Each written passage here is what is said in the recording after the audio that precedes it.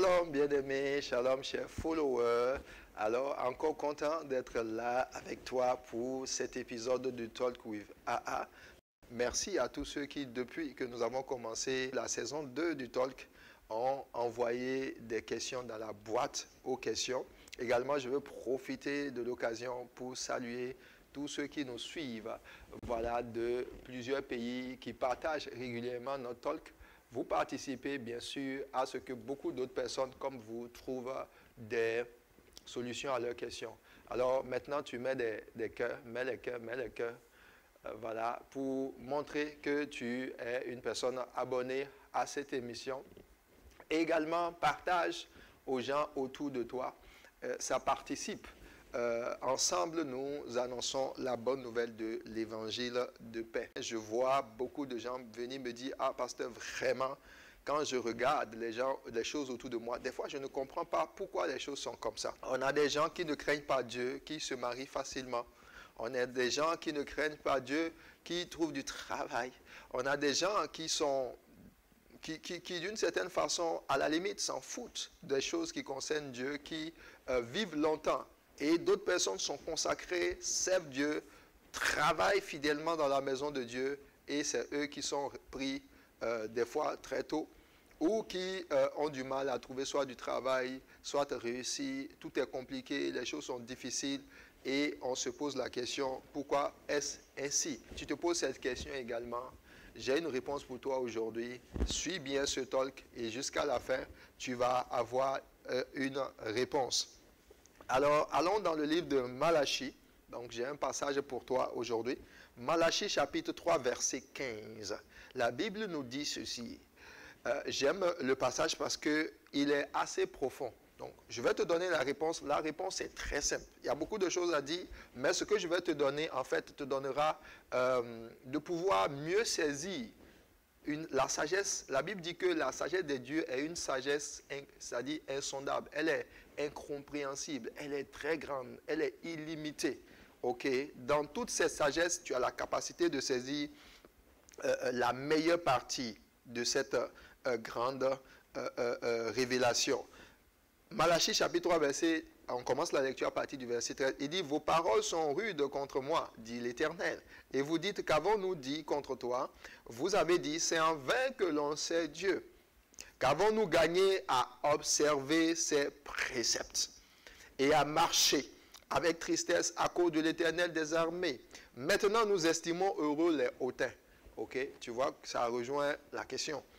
Oui, les méchants prospèrent. Oui, ils tentent Dieu et ils échappent. Alors, la Bible dit au verset 16, alors ceux qui craignent l'Éternel se parlaient l'un à l'autre. Qu'est-ce qu'ils se sont dit l'un à l'autre? Alléluia. Il dit, l'Éternel fut attentif et il écouta. Et un livre de souvenirs fut écrit devant lui pour ceux qui craignent l'Éternel et qui honorent son nom. Verset 17, Dieu dit maintenant, ils seront à moi. Dis avec moi, ils seront à moi. Il dit, ils seront à moi, dit l'Éternel des armées. Ils m'appartiendront. Au jour que je prépare, j'aurai compassion d'eux. Waouh, alléluia. Il dit, comme un homme a compassion de son fils, qui le sait. Et vous verrez de nouveau la différence entre le juste et le méchant. Bien-aimé, quelle merveilleuse promesse. Quelle lueur d'espoir. Il dit, vous allez voir de nouveau la différence entre le juste et le méchant. Entre celui qui sait Dieu et celui qui ne le sait pas. Alors la réponse se trouve là. Il dit, vous allez voir de nouveau. Quand il dit, vous allez voir de nouveau, ça veut dire qu'à un moment donné, Dieu avait fait la différence. Mais pendant un temps, c'est comme si il a laissé les choses ne plus être comme ce que cela doit être. Là où le juste seul devait bénéficier de la faveur, de la grâce de Dieu, et les méchants d'une manière ou d'une autre bénéficier soit de la colère ou du jugement de Dieu, Dieu dit qu'il n'en est pas ainsi. Et c'est pour ça que tu peux voir des gens qui ne servent pas Dieu, qui vivent loin de Dieu, qui prospèrent.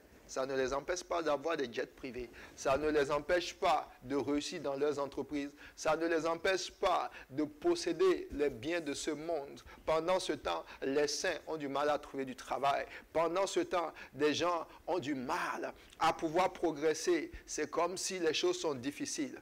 Alors pourquoi est-ce ainsi? On connaît très bien, bien sûr, le salaire du péché, c'est la mort. Quand quelqu'un vit mal, on sait qu'il va avoir les rétributions, il va avoir les conséquences. Donc, toute personne qui elle-même sait qu'elle vit mal, elle peut s'attendre à ce que les choses n'aillent pas bien. La Bible dit clairement qu'on reçoit sur cette terre, avant même l'éternité, le salaire de nos iniquités, de nos fautes. La grâce de Dieu vient nous aider, mais il y a une certaine récompense pour ce que nous faisons. Une autre chose que nous savons également, c'est que Dieu éprouve. Mais ici, la Bible nous dit que cette injustice apparente, c'est Dieu lui-même qui a permis cela. Alors pourquoi Dieu permet cela? Tout se trouve dans l'histoire. La Bible dit qu'il y a une catégorie de personnes qui servaient Dieu, qui faisaient des œuvres de piété. C'est comme si au début, eux tous ils marchent pour pouvoir faire la volonté de Dieu. Mais il y a une catégorie qui, à un moment donné, pendant que la rémunération par rapport à leur service ou à leur attachement à Dieu s'est attardé, ils se sont rétractés. Ils ont dit, c'est en vain que nous observions les préceptes de l'Éternel. Donc, tu vas voir beaucoup de gens, en fait, à la limite, ils entendent la parole de Dieu, ils se réjouissent de la parole de Dieu, mais leur obéissance n'est pas une obéissance qui est basée sur l'amour pour Dieu. C'est une obéissance qui est beaucoup plus basée sur leurs intérêts. Ils peuvent ne pas s'en rendre compte. Le jour où leurs attentes ne seront pas satisfaites, ils vont se rétracter par rapport à des choses qu'au début, eux-mêmes, ils ont dit c'était de bonnes choses. Et c'est pour ça qu'il dit c'est en vain que nous servons Dieu. Parce qu'à aucun moment, leur cœur n'était véritablement entier. Donc, les épreuves que Dieu permet pour ces saints, beaucoup d'entre ces épreuves ont pour but de pouvoir, Dieu veut tester, Dieu veut mettre à l'épreuve la qualité de ton attachement pour lui, la qualité de ton intimité pour lui, la qualité du fait qu'au-delà même du précepte, ton cœur est attaché à lui. Et souvent, j'aime dire, aujourd'hui, si Dieu dit que l'enfer n'existe pas et qu'on peut vivre comme on veut, il y a beaucoup de gens qui risquent de mettre de côté les mêmes principes qu'ils avaient compris, qui étaient les meilleurs. Alors, ce temps où par lequel tu passes et tu trouves des injustices et que Dieu laisse les choses comme c'est, il dit le temps va venir où lui va faire la différence et c'est ceux-là qui, malgré les différences, les difficultés, ont pu persévérer dans la volonté de Dieu, dans l'incompréhension totale. C'est eux que Dieu reconnaît véritablement comme ceux qui lui sont attachés. Et pour finir, je te donne l'exemple de Job. La Bible dit que Job était un homme intègre dans sa génération. Mais pourquoi est-ce que Dieu a laissé que le diable le frappe? Rappelle-toi, c'est parce que Dieu voulait éprouver l'attachement de Job par rapport à lui. Et les exemples sont pléthores. Bien-aimé, il y a des choses qui t'arrivent qui sont difficiles. Non pas parce que Dieu t'a abandonné, mais parce qu'il veut éprouver la qualité de ta relation et de ton attachement pour lui. Donc que Dieu te bénisse. J'espère que cette réponse a apporté une lueur de clarté dans ta vie et que les épreuves, les challenges que tu as pu peut-être rencontrer et qui ont affecté ta foi ne viendront pas pour te détacher de celui-là qui est le véritable et que tu persévères, quelles que soient les circonstances. Et alors, le fruit de ta fidélité, tu vas le moissonner. Que la grâce et la paix de Dieu soient avec toi. Je te bénis dans le nom de Jésus-Christ. Amen. Amen.